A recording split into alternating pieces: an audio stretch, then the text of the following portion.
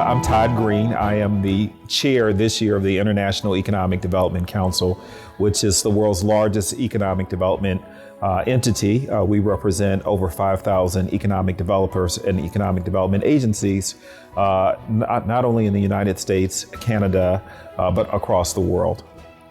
Certainly. So economic development in North America, in the United States, is very similar to what we would encounter, or what you're encountering here in Europe.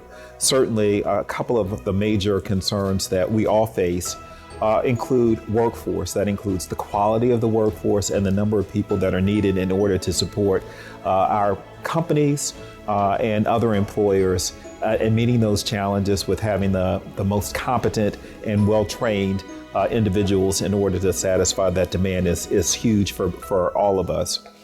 Another set of challenges that I think may be a little bit different and that may be more exacerbated for the United States and that Europe perhaps might be more advanced with has to do with issues around climate change, for example, and the environment. That is certainly an area where we in the United States have a lot that we can learn and take away from.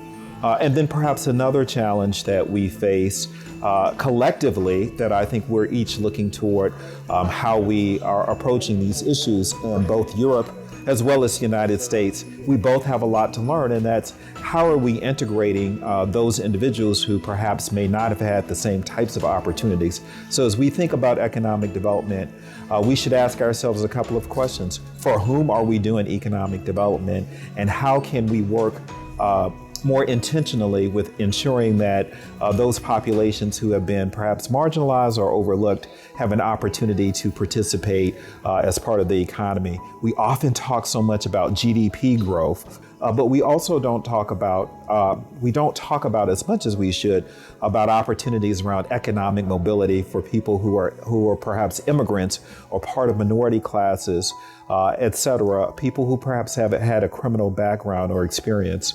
So those are some both opportunities and challenges that we face both here in Europe, but also in North America. Certainly, the future of economic development is something that no one has a crystal ball about, but certainly I think we can look toward the future. Certainly, we've been speaking about technology and the role of artificial intelligence, et cetera, machine learning as part of this conference. And those trends will continue, that we'll see that the role of technology and innovation will continue to be there. But there's one thing that we've learned from this pandemic is that people can't be replaced.